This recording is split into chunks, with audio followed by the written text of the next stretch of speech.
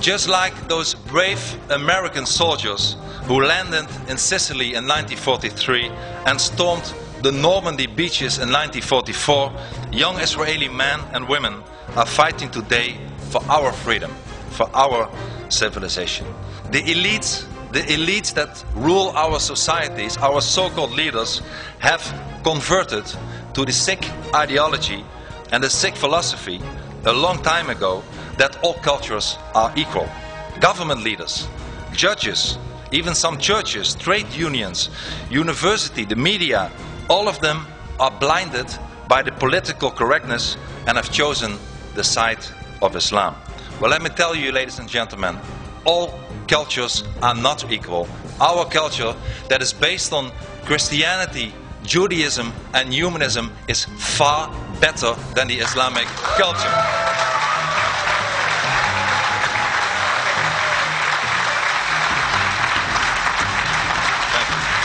And many politicians seem to believe that their job is not to defend democracy and freedom, but to help to make the transition into Sharia law as smooth as possible. Ladies and gentlemen, I am often asked whether I have any answers to the problems and what those might be. Well, let me tell you, I certainly have the answers, even though many people in Europe don't like them, at least from the political elite. Let me tell you and mention a few of them. Things that we have to do to stop the Islamization of the West. The first thing, indeed, is to stop the cultural relativism. I believe we need in all our constitution, we need an article that lays down that we have one dominant culture that is based on Judaism, Christianity and humanism. Second, we have to stop pretending that Islam is a religion. Islam is not a religion. Islam is a totalitarian ideology. Islam wants to rule every aspect of society and every part of any person's life. Therefore, Islam should not be compared with other religions like Christianity or Judaism or Buddhism, but Islam should be compared with other totalitarian ideologies like communism or fascism.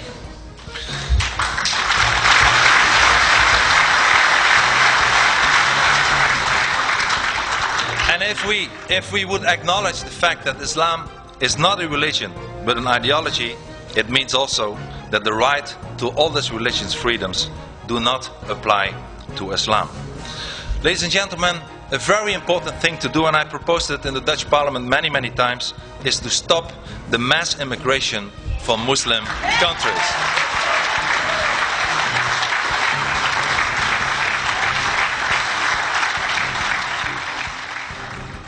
And in order to preserve our own values, our own identity and our own culture, not one person from Muslim countries should be allowed to emigrate to our societies anymore.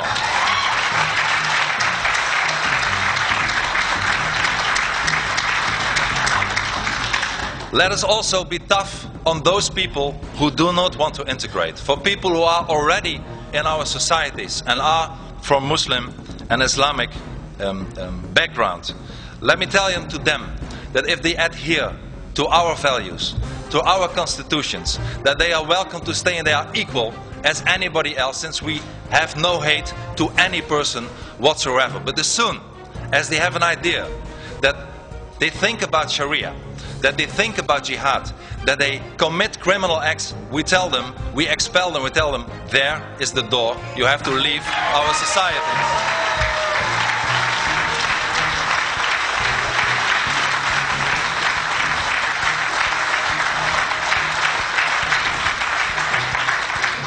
And I also believe that every member of a non-Western country that wants to come or already is in our societies should sign a legally binding contract of assimilation and pledge of allegiance to our societies.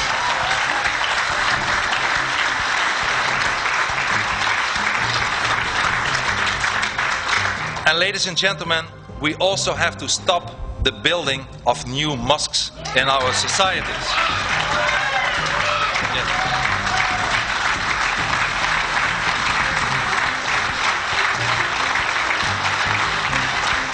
Thank you.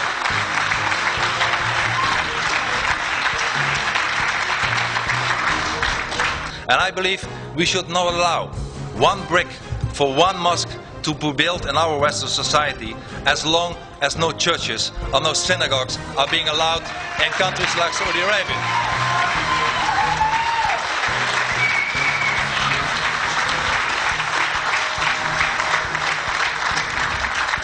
And we also have to close down the worst institution in our societies, at least in Europe, the fascist institution of Islamic schools. Ladies and gentlemen, schools where young children who should assimilate and become full members of our society are being raised with an ideology of hate, with an ideology of terror. We should close down all the Islamic schools.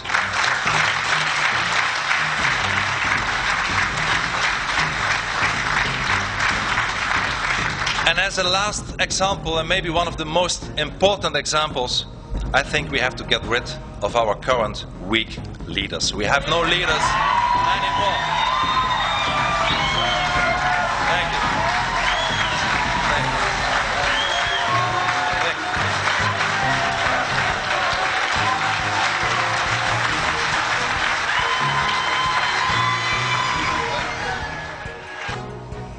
you. In short, we have to go on the offensive and we have to start fighting back. We must no longer allow ourselves to remain seated in our armchairs and get trampled over. If they bombard us with Sharia law, we will bombard them back with our human rights. If they bombard us with our court cases, we will bombard them back with our court cases. We have, ladies and gentlemen, finally we have to start fighting back and show that millions of people all over the world are sick and tired of it all and refuse to take any more. We must make it clear that millions of freedom-loving people are saying enough is enough. Ladies and gentlemen, we all have to struggle, and indeed it is a struggle. After fitna has been screened for the first time last year, there were many threats to economical boycotts to my country, the Netherlands. The beautiful Dutch flag was burned all over the Middle East. Indeed, I am myself being prosecuted by my own government in my own country. While countries as France and Jordan are also considering to prosecute me. I have been barred on the kind invitation of my friend and colleague Lord Malcolm Pearson to enter the United Kingdom. I will never be allowed to enter the Republic of Indonesia anymore. The most radical imam in the Netherlands is also demanding huge compensation and suing me. A parliamentary bill currently in my own country, the Netherlands, is drafted with the aim of protecting Islam for criticism. And on top of all this, and it's not only about me, a lot of people who criticize Islam get a lot of threats. Al-Qaeda is determined to kill me. Finally, ladies and gentlemen, I have not forgotten those to whom we owe our liberties. Our liberties were bitterly fought for. American soldiers fought, bled and died.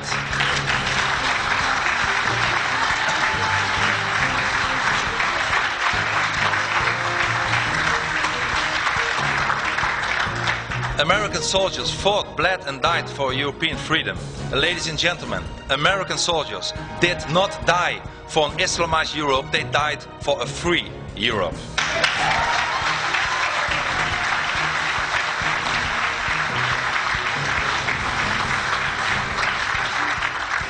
Everything that we stand for has to be defended with all our might, our identity, our culture, our values, our democracy, our freedom, our civilization. Ladies and gentlemen, we owe it to our children and their children.